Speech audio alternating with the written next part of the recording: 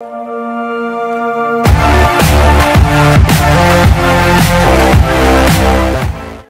propósito de las redes sociales y el gran daño que hacen, en mi opinión, estaba recordando a uno de mis autores favoritos, Walter Rizzo. Es uno de los tantos psicólogos que pues he tenido el placer de leer, y creo que tú también. ¿Qué papel juega, en tu opinión, como lectora y escritora, la lectura en el proceso de llevar una vida en donde la salud mental sea una prioridad, pero que no defina, pero cuyas situaciones no definan toda tu vida?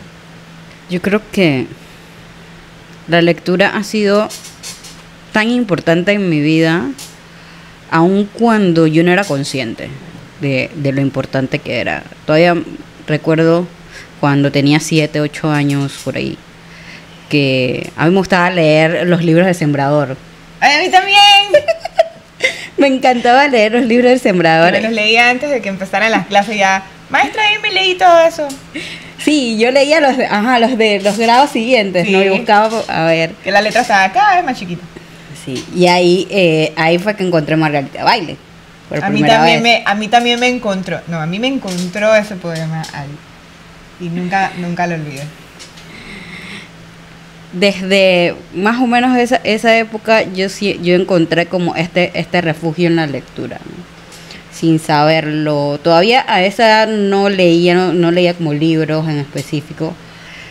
Y ahora ya viendo como ya en retrospectiva por qué decidí escribir poesía, vienen esos días en que la poesía fue como mi primera compañera, ¿no? La lectura en general. Ajá. Cuando no leo, son los momentos más solitarios de mi vida.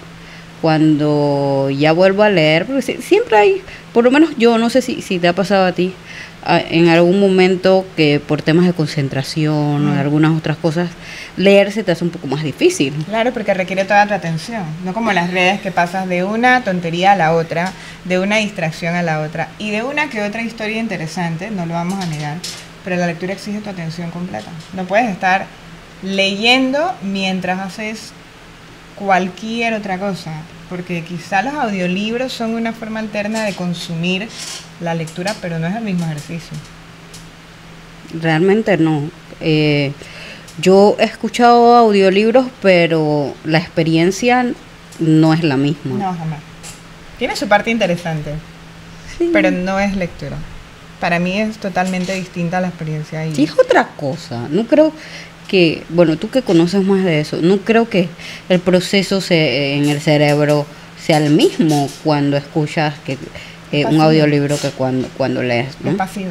Es pasivo. Lo interesante de la lectura, sobre todo de este tipo de libros, como, bueno, aquí hay dos que voy a recomendar: El poder del pensamiento flexible y Maravillosamente imperfecto, escandalosamente feliz. Son dos libros que tienen algo para todo el mundo. Muchas veces leer sobre salud mental se vuelve hasta un estigma, cosa que es contradictoria porque los libros de salud mental son muy vendidos y muy populares. Y yo misma le he preguntado a algún estudiante, ¿cuál es tu tipo de lectura favorita? Y me lo dicen sin ningún problema: me encanta leer libros de autoayuda. Pero muy en el fondo pensamos, o sea, le metemos mente. Si los libros de autoayuda son tan populares y públicamente lo decimos y los recomendamos, ¿por qué el tema de salud mental y hablar de salud mental sigue siendo un estigma? Si es algo que todos anhelamos y buscamos. A las personas les llama la atención conocer sobre sus problemas y temores, traumas, resolver sus conflictos con su familia, con sus parejas, con sus amistades, consigo mismos, con su pasado. Entonces estigmatizamos algo que es parte de nosotros y que lo sabemos, pero quizá no hacemos la conexión que el solo hecho de buscar libros de autoayuda dice mucho de nuestro estado de introspección. Mi primer libro es bastante revelador y es una catarsis personal. No es un libro de autoayuda para nada, pero hay personas que me han dicho que se sintieron un poco reacias para entrar a leerlo, y yo lo comprendo. Yo estaba reacia a escribirlo. ¿Tú consideras que la lectura puede llegar a ser, de alguna forma, no incómoda, pero de alguna forma llegar a tocar algo que no sabías que necesitaba ser tocado? Claro que sí, o sea, incluso me pasó cuando te conocí en la feria. cuando yo tomé el libro en las manos y leí de lo que se trataba, yo quedé como en shock. Yo, así, o sea, no me imaginé que un libro iba a tener, o que allí iba a encontrar un libro con ese mensaje. Y por lo menos leyendo ese libro, yo entendí un montón de cosas, ¿no? Y fue un camino, por lo menos, de introspección para mí. Y es fuerte, y me ha pasado con ese libro y con muchos de los libros que he leído.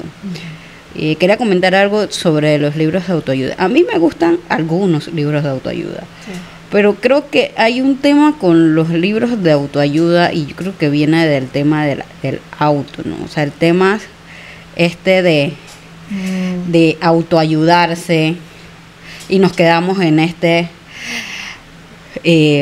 lo que da el libro es todo lo que necesitamos, ¿no?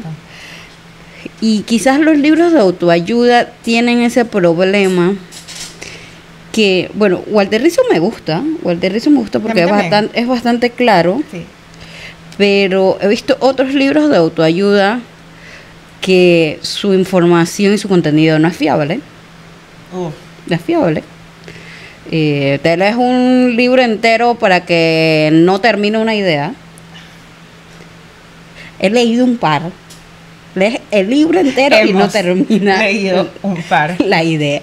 Ok, yo tengo, no sé, por alguna razón, tal vez por haber estudiado psicología, tengo como algo de, un poquito más de, tal vez de fine tuning de cómo detectar este tipo de contenido, porque sí, prometen asuntos como muy, tal vez, exagerados. Sí, como ganar $1 millón, ¿no? Estas cosas. El tema de auto sí, también, eso me molesta, porque la idea del libro es que te enseñe a ver tu realidad un poco más de lejos, y a la vez que te enfrente a preguntas. Por lo menos el enfoque de Walter Rizzo es fascinante, hasta para los que no manejan el tema de la psicología, porque él habla de manera muy amena y con ejemplos de la vida real, con casos. Entonces él mismo empieza como a apuntar un poco a lo absurdo de las situaciones, ¿no? Sin embargo, salud mental no tiene nada de sencillo. O sea, es un asunto que hay que verlo desde muchas aristas. Por ejemplo, a nosotros nos gusta muchas veces, cuando encontramos algo nuevo de nosotros mismos, compartirlo con todo el mundo y empezar a aplicárselo a los demás. Eso no es así. Si yo no estoy todavía consciente de mis propios problemas y no he podido tal vez sobrellevarlos o procesarlos, no tengo que estar viendo los problemas de los demás. A nadie le gusta que lo estén analizando, ni desglosando, ni disecando enfrente de todo el mundo, porque uno nunca sabe cuáles son las razones por las que alguien tiene una actitud que nosotros no entendemos. Es el caso, por ejemplo, de cuando uno habla con personas que tienen alguna adicción. La persona adicta sabe que es adicta, o sabe que tiene un problema, aunque no le llame adicción, porque eso ya ha tocado esferas importantes de su vida. Pero hay personas fanáticas de los libros de autoayuda que van y le dicen a sus amistades: pero es que tú necesitas leer esto. No es así. No puedes hacer eso porque la persona no está abierta a lo que va a encontrar ahí. ¿Cuál tú crees que es la manera correcta en la que alguien que ya está pasando por un proceso de terapia, que todos de alguna manera necesitamos terapia, aunque no ni en el mismo momento ni por las mismas razones, pero la terapia la hace bien a la gran mayoría de las personas que tienen la disposición? ¿Cuál tú crees que es la manera de abordar a alguien que quizás no sabe todo lo maravilloso que puede ser o benéfico que puede ser para él meterse en estos temas, cuando ya no está dentro de un proceso de terapia? El tema de recomendarle a alguien que vaya a terapia siempre va a ser algo como difícil, ¿no? Yo creo que las primeras veces que a mí me recomendaron ir a terapia, yo me enojé. Totalmente. Yo me enojé. Yo también. Pero fue por entrar en conciencia de verdad yo necesito ayuda. De verdad la persona que me está escuchando cosas tan serias que dice: O sea, quieres que yo no te puedo ayudar. Es como una herida que otros ven y nosotros no la vemos, pero la sufrimos y los demás se dan cuenta. Exacto. Y ellos están viéndonos sangrar y sufrir y afectar a los demás. Digo yo que es así. Sí, ¿no? sí, porque fue claro, no fue una persona, fueron varias personas. O sea, me tomó un tiempo el comprender que yo necesitaba ayuda, y también por esto de quizás cultural de la autoayuda.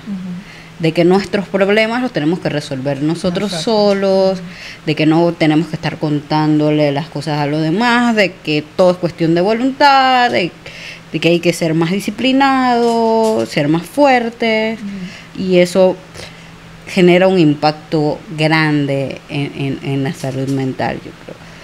Creo que yo entendí que necesitaba ayuda ya en el momento, creo que de quiebre, que ya mi cuerpo mismo decía ya. Sí. Necesitas ayudarte.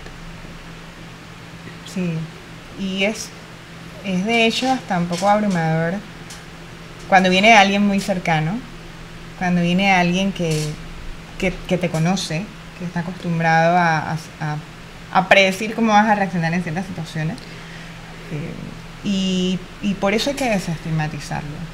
En estos episodios recientes que hemos visto en la cultura popular con tanta gente deprimida, este asunto de la vuelta a la realidad ha sido abrumador para personas que uno ni se imaginaba. Yo siento también como un entorno muy hostil en el trato día a día de las personas. Como que damos por hecho que está sobreentendido que yo te digo buenos días, ¿cómo estás? O sea, que esa pequeña moneda de intercambio que nos unía con los extraños, una cortesía básica, no solamente se ha perdido, sino que ya se ve como un engorro, se ve como, no hables porque vas a pasar el COVID, y esa es otra situación, otro efecto adverso de toda esta pulcritud que tenemos en los entornos públicos. No, yo no hablo con nadie, yo no digo nada, sí, pero seguimos siendo seres humanos que vivimos más allá de nuestra célula. También necesitamos alimento emocional, y el hecho de ser reconocido o saludado significa yo te veo y yo veo que tú estás ahí y que tú existes, o sea, reconozco que estás y que existes. ¿Cuál es la parte, si puedes compartirla, que más te ha costado a que tú eres una profesional? Una persona que apenas está en la universidad, por ejemplo, con 19, 20 años, quizá viviendo algo de salud mental muy abrumador, se ve como con ese, de nuevo, el sentido de clausura, de que bueno, pero cuando ya yo esté graduada mis problemas se van a terminar. Ja. Pero tú eres una persona ya profesional, tú tienes muchas metas realizadas y tienes un recorrido en la vida que te ha enseñado algunas cosas de tu pasado, o sea, de ver quién eras tú de adulta joven, cómo veías el mundo. Si tú pudieras decir, no a la persona que tuvieras esa pregunta súper trillada, pero a la gente joven que en este momento tienen, digamos que sus primeros años de edad adulta, ¿no? Que para eso es este espacio, para compartir algo de lo que nos ha enseñado la vida, que no nos enseñó bueno, que la vida tampoco es que nos enseñó todo, a veces lo aprendimos de la vida ajena, no de la propia. Si tú puedes compartir algo que crees que le servirá a personas de 19 o 20 años en este momento, que todavía dicen, yo soy adulta, pero todavía no me siento adulto, todavía ni siquiera sé si voy a estar bien, estoy en una universidad y se supone que hay un sentido de cierre, ¿no? El diploma. Ay, bueno, y después que me gane mi diploma, todos mis problemas se habrán solucionado. Tampoco. Tus problemas apenas empiezan cuando te ganas el diploma. Ok, no quiero deprimir a nadie, pero es la realidad. Fue una parte de la etapa o de la historia, sí, que comienza. Exacto, pero en el aspecto de salud mental hay personas que subestiman qué tan abrumado se puede sentir un adulto joven. A mí me molesta escuchar a alguien decirle a un chico de 19 años, ¿tú qué problemas puedes tener en la vida? Eso no se hace, o sea, ya yo aprendí que eso no se hace. Tú puedes tener malestar, dolor, depresión, ansiedad, pánico, rabia, frustración, muchos aspectos que te pueden incomodar, a esa edad, sobre todo, especialmente porque ya eres adulto y te tiran al mundo con tu diploma de la escuela. ¿Tú qué puedes compartirle a las personas que todavía están en ese espacio de convertirse en futuros profesionales y se sienten que están sin rumbo y que nadie entiende o minimizan los adultos a su alrededor? No de maldad, pero sí lo hacen, sus problemas y preocupación. Primero, que la vida no tiene guión. Que la vida no tiene guión y que nadie le debería decir qué cosas hacer. Yo creo que comparo la vida, o mi vida en específico, con una página en blanco. Y yo decido qué se escribe allí, decido qué giros narrativos le voy a dar, decido quiénes son los personajes, decido incluso cuándo esos personajes salen de la trama. Entonces, yo creo que es una buena edad para preguntarse mucho los deberías, ¿no? Para cuestionárselos mucho, para cuestionarse quién quieren ser y qué valores son los que con los que se van a guiar. A mí, lo que decías me recordó a algo que a mí siempre me ha dado mucha rabia, que es que le digan a las personas que se están ahogando en un vaso de agua. Y bueno, el vaso de agua te puede ahogar. Exacto, ese es el tema. Tú, en lugar de preocuparte que la persona se está ahogando y ayudarla, o sea, si es un vaso de agua o una piscina, la diferencia no existe, se está ahogando. Correcto. Porque no sabe cómo nadar en ese pequeño entorno. Y esa es la otra cuestión, que es la parte en donde a mí lo siento, pero yo sé que mucha gente ha entrado a buscar su atención en salud mental gracias a las redes, pero ya la encontraste, aléjate de ahí. O sea, yo no me quedo todo el día leyendo el directorio, yo no me quedo todo el día viendo televisión, porque nos tenemos que quedar todo el día en las redes sociales, no hay razón. Hay algo que a mí me preocupa con eso, a propósito de lo que dices, que a veces nosotros tendemos a comparar nuestros problemas con los problemas de alguien más, cuando en realidad, y es un cuento de abrazos de oso, deja que cargue cada uno su mochila. Tú tienes algo que cargar cuando eres niño, tú tienes algo que cargar cuando eres adulto, y cuando tienes un matrimonio o tienes hijos, tus problemas son otros y te toca a ti cargarlos y no son menos importantes que los problemas de alguien que no los tiene o que tiene algo diferente. Tendemos a comparar, pero bueno, yo no tengo tantos problemas como fulano. Sí, pero eres tú el que tiene que cargar con tu situación. Tendemos a idolatrar a las personas que sobrellevan, o sea, excesivamente resilientes, que sobrellevan enfermedad personal, enfermedad familiar, pérdida, bancarrota, que, tú sabes, ¿no? Estas personas que están hechas de otra madera y que los medios las glorifican y nosotros pensamos que tenemos que ser así de fuerte, cuando en verdad no todos estamos equipados para eso. Hay personas que logran ese nivel de resiliencia luego de tal vez encontrar el apoyo correcto, pero no es de un día para el otro. Hay muchas personas que sobrellevan tragedias y circunstancias difíciles después de un tiempo de mucha confusión, dolor, rabia e incluso depresión, intentos de suicidio y hasta caos en su propia familia. Entonces, no sé, pues ¿cómo tú crees que se puede hacer para cuando uno tiene una situación donde se preocupa, no estar comparándose con los demás? Porque eso no hace que uno se sienta mejor. Quizá por un ratito uno se calma, pero eso no soluciona el problema. Sigues teniendo que cargar tus problemas.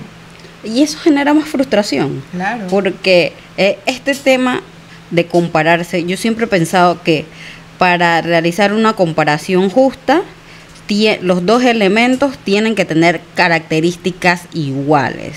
Cuando digo iguales, iguales en todos los sentidos. Entonces, no hay personas con historias iguales. Entonces, las comparaciones son ineficaces. Por lo menos en personas, las comparaciones no sirven. Porque nuestras historias van a cambiar y cambian de acuerdo a la historia de la persona que lo está contando. Es el cristal de la persona que lo mira. Entonces, yo creo que cuando hablamos con otra persona, sería bueno tratar de entender un poco quién es la persona o un poco de la historia, o sea, de qué se trata esta historia de la persona que me está contando. Y yo no puedo compararme con una persona que tiene características personales específicas, que su estado socioeconómico es distinto. No puedo. Correcto. Entonces, llegamos a este punto de que porque un montón de personas, y eso pasa en las redes sociales, han pasado cuestiones traumáticas de una forma más fuerte de la que lo he pasado yo, y entonces yo me siento como un fracaso porque yo no soy lo suficientemente fuerte y yo no me levanto todos los días con actitud positiva y todos los días la gratitud no me inunda. Entonces yo creo que este tema de el exceso de ser positivo hay que tomarlo en cuenta, y hay que tomar en cuenta que todo en la vida no es cuestión de voluntad.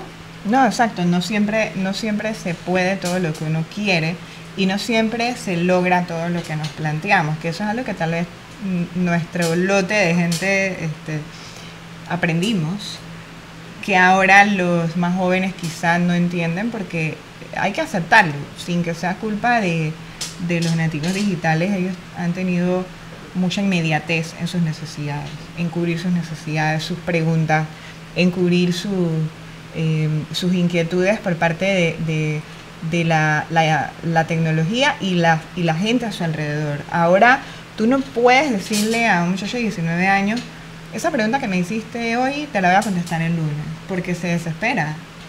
En la universidad. La universidad es un espacio de la vida, la educación universitaria es un espacio de la vida muy corto. Uno siente que es largo, entre materias y exámenes y no sé qué más hace la universidad. Yo me agrada hace rato. Anyways, la universidad es como otro universo, como otro lugar, como responde a otra estructura lineal en donde muchas veces se hace evidente un problema, porque la universidad exige primero que tú estés solo, ya tú no tienes acudientes, ya tú no tienes a nadie que te prepare bueno, yo nunca lo tuve, pero muchos chicos se acostumbran a que sus padres les revisan la tarea y les ordenan la maleta, luego van a la universidad y tienen que hacer todo eso solos.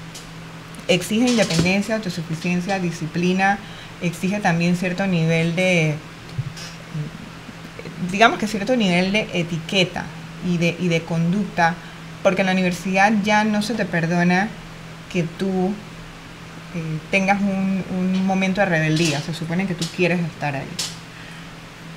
¿Cuál es la ganancia o el valor, en tu opinión, de estar en un entorno como la universidad? En el caso de, por ejemplo, muchos de mis alumnos en su momento me dijeron, sin la universidad mi problema de salud mental, mi depresión, mi ansiedad se volvería peor. La universidad me da algo. En cambio hay otros que me dicen, es que la universidad es la que ha hecho que mi situación o mi malestar empeore. Yo veo ambas partes. ¿A qué tú crees que se debe eso en el caso de los problemas como la ansiedad, que es un problema que el que lo vive lo sabe muchas veces o lo percibe como más consciente? ¿Tienes alguna explicación al respecto? Bueno, en opinión personal, yo creo que en la universidad viví ambas. Que la universidad te da esa ventana para conocerte y para conocer del mundo. Y en la universidad tú estás en constante estudio, estás estimulado, estás buscando, y en ese proceso algo en ti va cambiando, tú vas entendiendo y vas encontrando tus valores, principios, o sea, y tu motivación, tus metas. Exacto, y cuando también participas en actividades complementarias en la universidad, También, o sea, cuando estás en algunos grupos, oratoria, debate, en algunas universidades lo tienen, hay un plus, hay un plus. Pero creo que el extremo opuesto se da por las exigencias y creo que por la exigencia académica sobre todo y el tema de los deberes. Claro. Yo ahorita estoy como en un proceso de descubrir algunas cosas, por lo menos he entendido ya 34 años, que a mí me cuesta leer un poco. Entonces, al final es difícil una persona que le encanta la lectura y que pueda aceptar que le cuesta leer, que hay momentos en su vida en que leer es algo imposible, pero ahora yo lo puedo entender y ahora yo puedo entender, no, es que tengo que tener un poco de paciencia. Claro. No siempre me voy a poder leer un libro corrido, hay días que voy a poder leer unas cuantas páginas. Sí, pero siempre tienes que estar, no todos los libros que empiezas te los tienes que terminar tampoco. Sí, eso lo he aprendido. Eso lo decimos escritoras, lectores. Pero en el entorno académico, cuando estás en la universidad, tú no entiendes eso. Si tú no tienes como esta apertura y puedes cuestionar esto, lo que vas a decir es que yo no soy lo suficientemente bueno, no tengo la capacidad para estudiar, o sea, y eso, o sea, si tienes problemas de ansiedad, como es en mi caso, y de este tipo de cuestionamientos sobre suficiencia, sobre inteligencia, se va a agudizar. Sí, lo entiendo, pero la exigencia académica no necesariamente es mala. Cuando tú logras una meta académica te sientes bien. Sí, pero creo que el problema no es la exigencia académica, es la forma en la que tú colocas la exigencia académica como meta de aprendizaje. Y la forma en la que lo hemos glorificado o hemos las dos. Hemos hecho que sea como algo inalcanzable, pero también que sea un estigma. Y eso responde a un sistema. Y si yo tengo un montón de estudiantes y los tengo que evaluar, eventualmente me voy a poner a reducirlos a números y letras. Y es inevitable. Sobre todo, pues yo lo he vivido trabajando con grupos numerosos. Es muy difícil de individualizar, que hay gente que aprende más lento, que hay gente que necesita un poquito más de tiempo, hay algunos que necesitan más estímulo porque se aburren, y es la misma situación que se vive en la escuela, solo que aquí ya estás pues tú contra lo que hizo o no hizo el sistema educativo de la escuela. Es la diferencia. Pero sí, y a ver, para hacer como un cierre de todo esto, viéndolo ya nosotras pues, desde lejos, porque digo, nos graduamos hace ratito, pero recordamos. Sí, hace ratito. ¿Qué es lo más valioso que puede hacer un joven adulto por su salud mental? Si se siente solo, si siente que no lo entienden, que le exigen demasiado y a la vez se burlan de eso, porque a veces ocurre que la respuesta que damos a esta población tan joven es get a grip, o sea, aguántalo, supéralo, busca cómo hacer y sigue con tu día, que al fin y al cabo es necesario, pero no nos toca decirle eso a una persona que está pidiéndonos que la entendamos.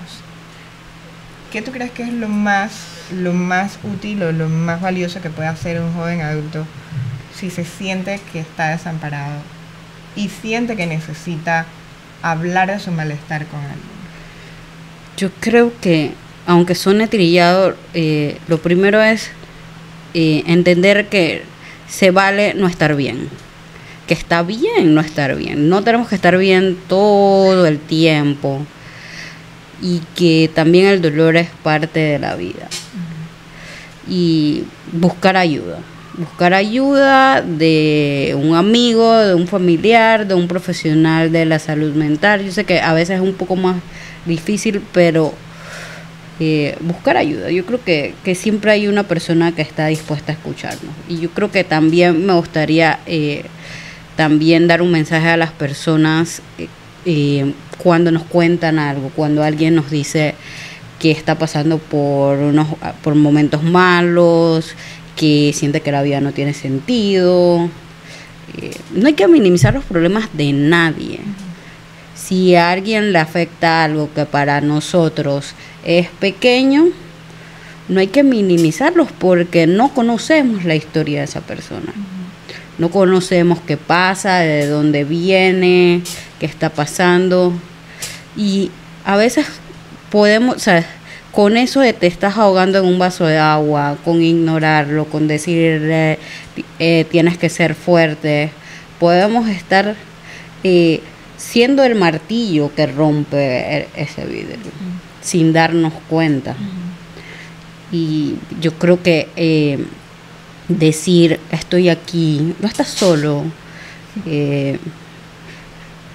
las cosas van a pasar, o sea, la vida es difícil, pero podemos transitar, o puedes transitar esto. Yo sé que esta frase es un poco difícil, sobre todo para alguien que está viendo todo negro, porque es como demasiado esperanzadora en un momento difícil, ¿no? Claro. Pero yo lo digo, o sea, por lo menos yo lo digo desde mi experiencia, estoy aquí, estoy contigo, y el saber que hay alguien que se preocupa por mí ha sido lo más importante, y ha sido como lo que me ha salvado, para decirlo de alguna forma. Claro. Y eso no tiene que ser un montón de personas, no tiene que ser una larga lista, no tiene que ser 1 millón de seguidores. La ilusión de los seguidores y la vida digital, yo siento que también ha enfermado a las personas con seguidores. Recientemente alguien muy famoso prácticamente se quitó la vida y tenía un montón de seguidores en el mundo, pero se sentía muy solo. Es algo como contradictorio. Como las redes sociales nos han vendido esta ilusión de la gente está conmigo, cuando en verdad tú solo necesitas un par de personas que realmente te vean como tú eres y que sepan quién tú eres, y que tengan la entereza de decirte también las cosas que a veces te pueden hacer daño. Una persona que te ve que tú vas a desahogar tus dolores en drogas, en malas compañías, te lo hace saber. Bueno, yo no creo que eso esté bien, yo no quiero participar de eso, te estás haciendo daño, pero no manda sobre tu vida tampoco. Yo creo que la lección que nos queda en estos tiempos en que estamos distraídos, ¿no? Yo le llamo el eterno sonajero de las redes sociales, nos debe despertar. No tanto el asunto de no usar lo digital, de no usar un chat, porque no ahorra tiempo con un chat, pero recordar que detrás de un mensaje hay una persona, hay alguien que está en su tiempo dedicándose a hablar contigo, a tratar de escucharte. Si tú no estás en disposición de escucharlo, respeta lo suficiente para hacérselo saber, pero no disfraces el contacto real con un intercambio de caracteres, que al fin y al cabo pues nunca ha sido una manera constructiva de comunicación. Toda la parte asincrónica se presta a llenar espacios que probablemente los llenamos con lo que nosotros entendimos y no con la intención, y por eso es bueno que más que estar todo el tiempo haciendo acting out a través de redes, hablemos con alguien que nos ponga genuina atención, no que se haga un juicio de un tantrum o de un ataque de rabia que tengamos, porque al fin y al cabo eso también es algo como digamos que no todo el mundo se siente cómodo escuchando nuestros sentimientos y nuestros problemas. Tenemos que buscar a las personas que sabemos que nos van a poner la atención que nos merecemos. Así que salgámonos un poco de estar quejándonos en WhatsApp y en redes. No digo que no se haga, porque para eso es. Pero también hay que buscar a una persona que se siente al lado nuestro y tome lo que decimos como importante. Ha sido muy grato conversar contigo, Shakira. Muchas gracias. Con la dirección de Bolívar Adames, se despide Pragna Sodara en otra entrega, la U de la Vida. Y recuerden que todos los días hay algo nuevo que aprender y una experiencia nueva que vivir. Hasta la próxima.